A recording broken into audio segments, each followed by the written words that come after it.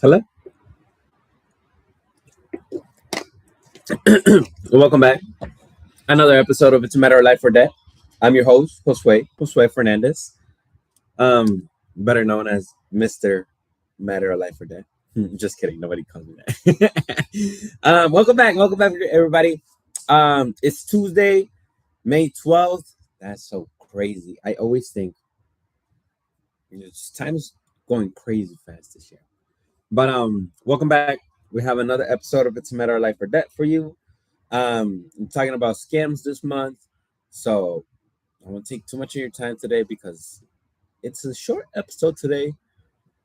Not a lot of information. Also, it's and not that and there's anything going on outside. I'm saving my money this week, so very staying very local, enjoying my mortgage that I pay. You know, my house. I've been falling asleep like this just so I could maximize every dollar that I spent on these walls that surround me. Just kidding, but yeah, cutting costs. My like I told you guys, maybe like last live or the live before. Um, like I told you guys, there was some changes with my income, so there's some expenses that needed to be cut. And this week, there's nothing. I'm not doing. Not that I do something every week, but staying home this week for sure, and just saving money, minimizing costs. I know that if I go out, it's usually some money being spent. So I got food. Um, I'm gonna put a good movie on the Netflix on the service that I pay so much for because it comes with my phone.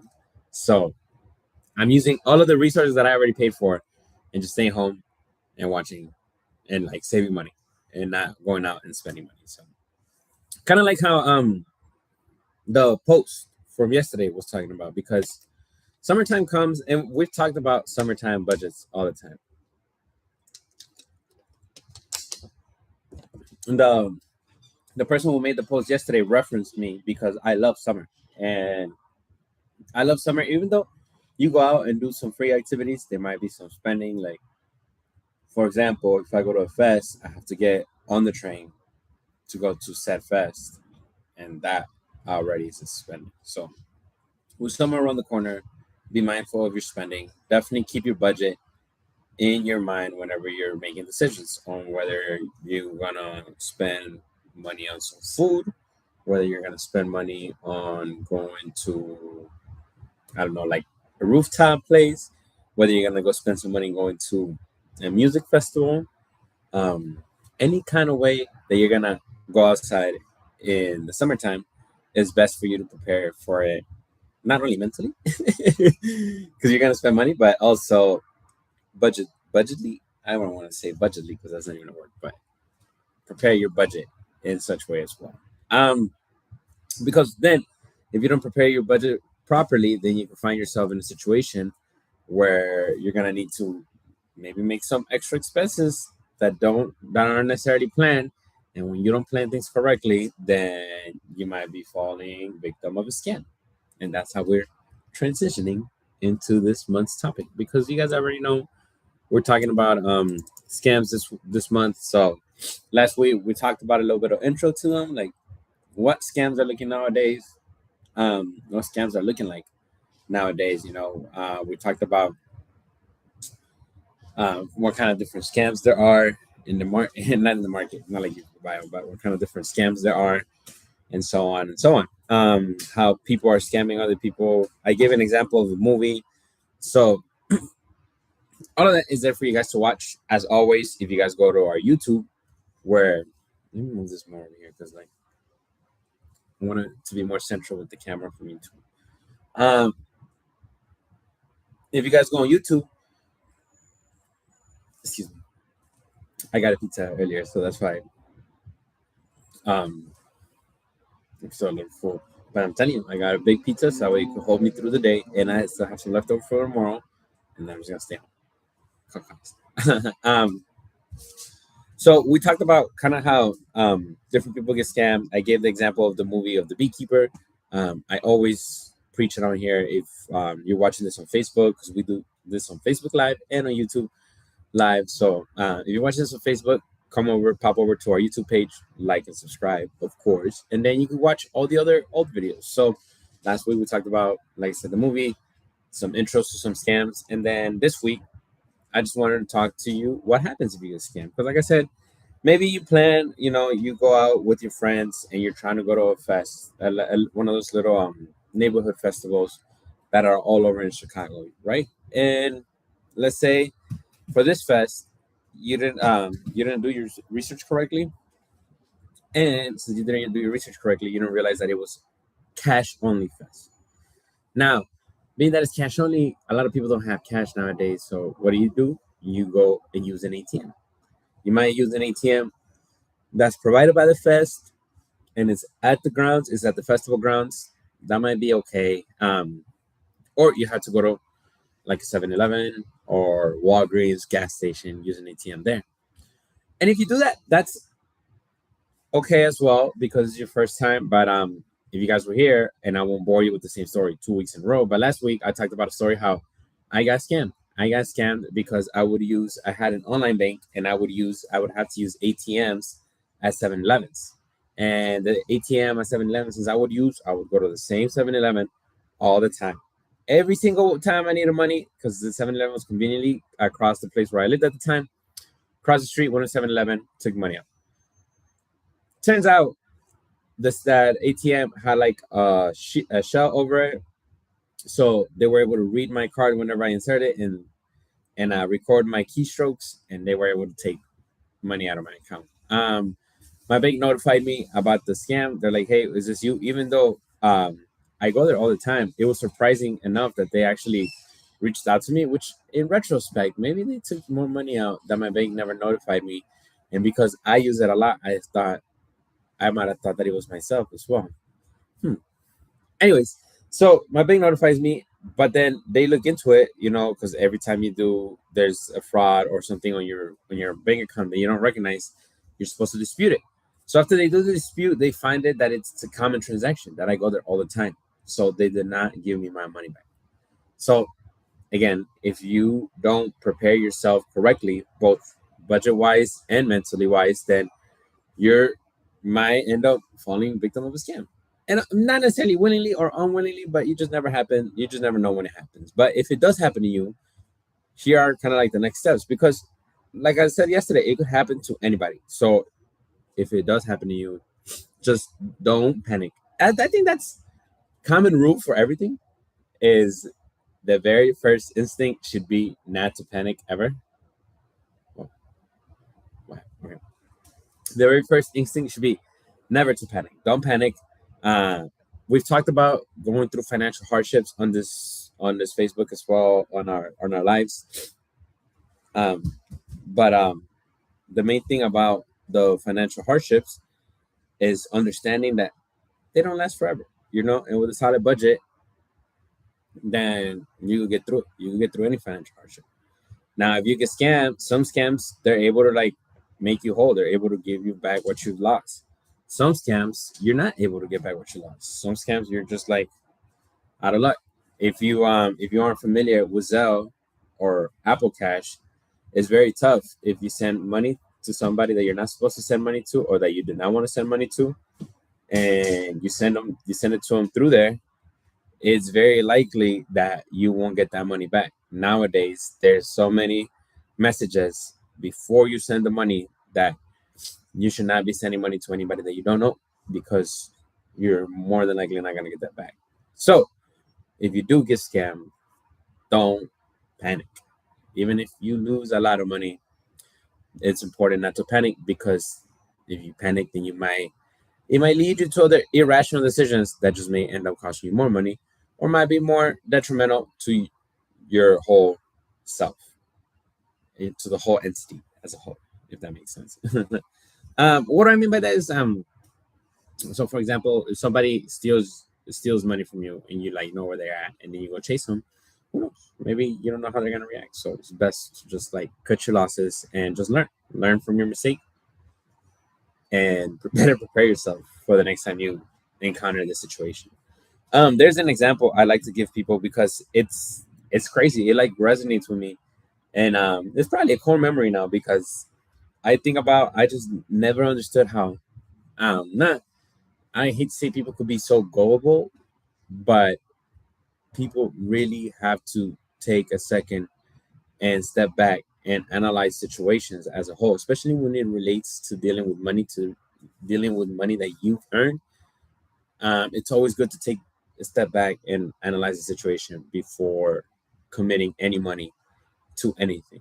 And also ask second opinions. We talked about that last week. Always ask for second opinions. It never hurts to ask for a second opinion. And at the end of the day, nobody cares more about your money than you do. So you're just doing your job to keep your money safe.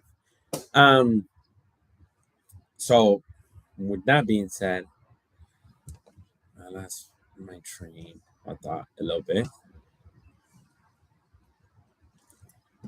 Mm, okay, this is the story that I was going to share with you because like I said, now it's core memory. It resonated with me. When I was at the bank, I remember this clearly. I was working as a bank teller at a Drew Osco, and when back in the day, now I don't know if banks are even used like that. I can't remember the last time I personally stepped into a bank. So whenever I would see a lot of people in my bank, I'd be like, oh my god, they come here. They actually use the bank. And not only that, you see the same kind of people over and over again. You see your regulars, right? So then one regular came in one day. He came in, did his regular deposit, then really sketchy, left the branch, normal transaction, really sketchy, came back and made a big withdrawal.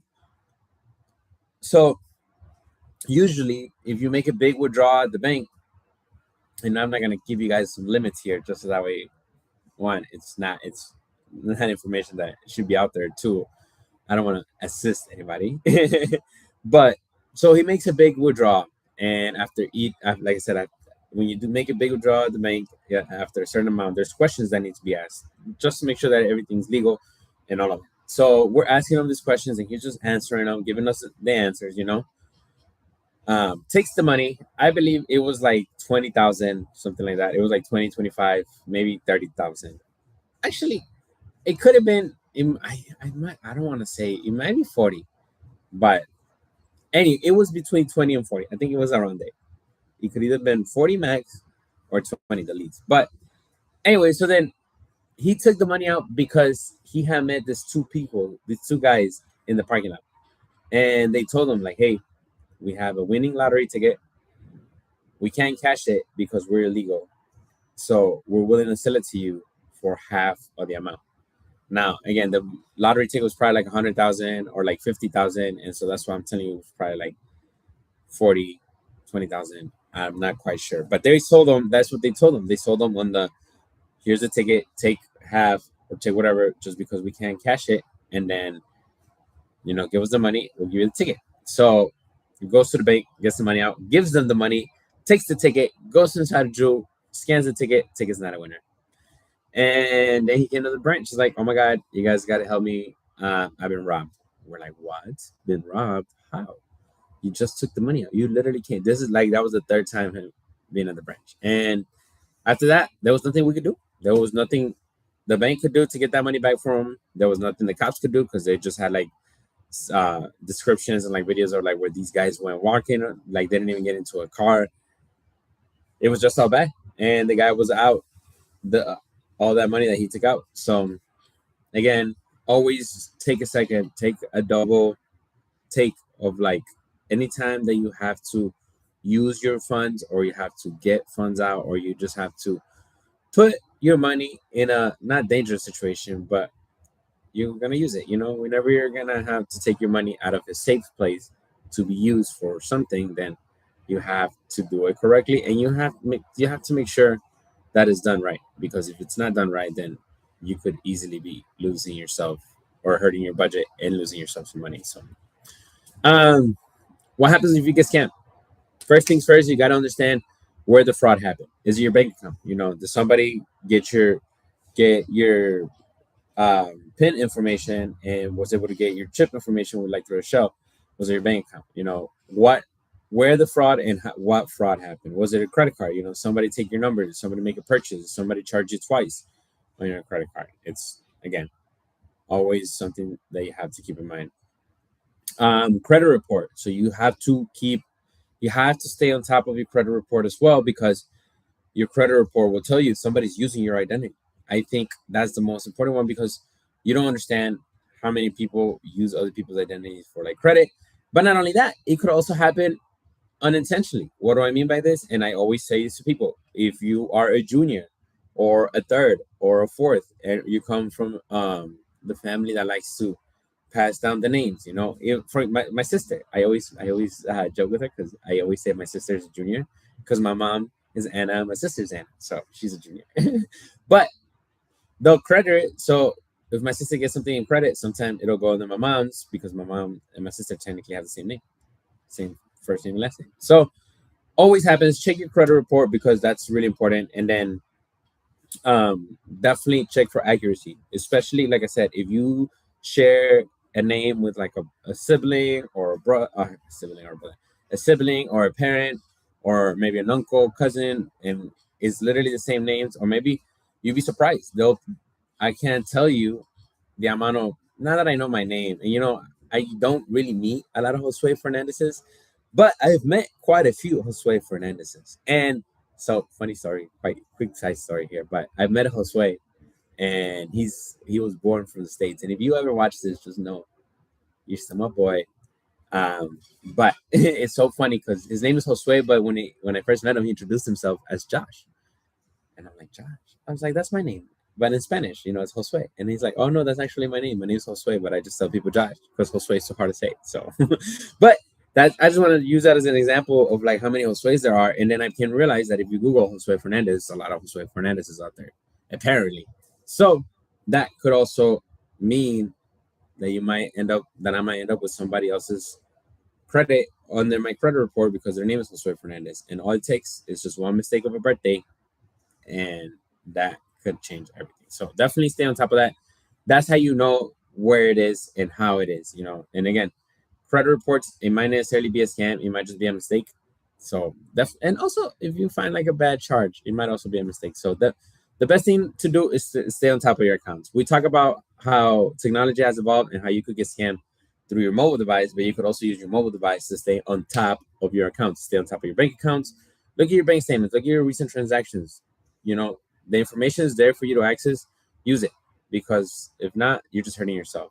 Look at your credit card statement, look at your recent transactions, stay on top of that. Make sure all the money that's being used is being used by you. Okay, reporting it, that's always the tricky part, because you have to report it definitely to where it happened, whether it's your bank, your credit card, or your credit report. The credit report, you could always contact us to report it to them. You have to report it to the credit agency, which is either Equifax, Experian, or TransUnion. And then also you have to report it to the creditor wherever is reporting on your credit report. Also, after I got scammed and they took money out the ATM, I can realize if I would have made a police report, it would have been extremely helpful. So definitely report it to any kind of fraudulent or scam activity that you were part of, whether involved or a victim. Report it to the police. Not only are you helping yourself with that, because then you have some more ammunition to go for the dispute. Like, hey, I really didn't do this. That's why I even reported to the cops. But they might be able to help. I was trying to access the 7-Eleven cameras, but they're like, no, there's no way we're going to give you access to them. But if I would have made a police report, then maybe they would have been able to access the cameras. Maybe that's some research. That's just hypothetically speaking. I really doubt they would have done that all for like $400 that they sold from me, but it doesn't hurt to report it. Also, if you report it to the news stories. This is how I came up about this topic, is because I see news stories about people getting scammed day in and day out. You'd be surprised how helpful a news network could be, and you're getting your money back and getting this information out there, because nobody wants to be known as the company that scams somebody, especially by a news network. And then the most important part out of all of this, because again, it might happen to you, it happens to everybody, it happened to me. The most important part about it is learning from it. because it already happened. Sometimes you might be able to fix it. Sometimes you might be able to get your money back, which is great. But sometimes that might not be the case. So the best thing to do about it at that point is learning and understanding how that happened and making sure that it doesn't happen again. For example, I now only use ATMs at financial institutions, at banks. Other than that, I will not go anywhere other than I refuse to use ATMs at 7-Elevens, at gas stations. Refuse. I will not I won't even step near them. Nope. If it involves cash and I have cash and there's an ATM nearby, no thank you. It just wasn't meant to be. I just wasn't meant to be there. So definitely learn from the scam. Check out the Beekeeper. You'll learn to like not open links, not answer phone calls. So keep that in mind. Also tap. I always tap. I hardly insert cards anymore because they could read the chips like that. They could scan the chips. So definitely use the tap. That's all I pretty much had for you guys today. Thank you for joining another episode of It's a Matter of Life or Death. It's been very informational, very good. I like sharing these stories with you because hopefully somebody learns from them. I know, like I said, I'm trying to learn. I learn from my mistakes. I don't use those ATMs anymore.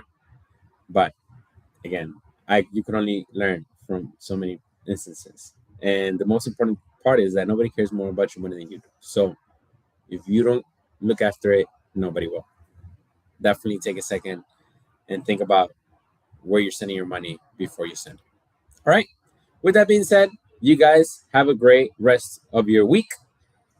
Um, that's all I have for you guys today. We'll see you on Thursday in Espanol. Okay. Adios.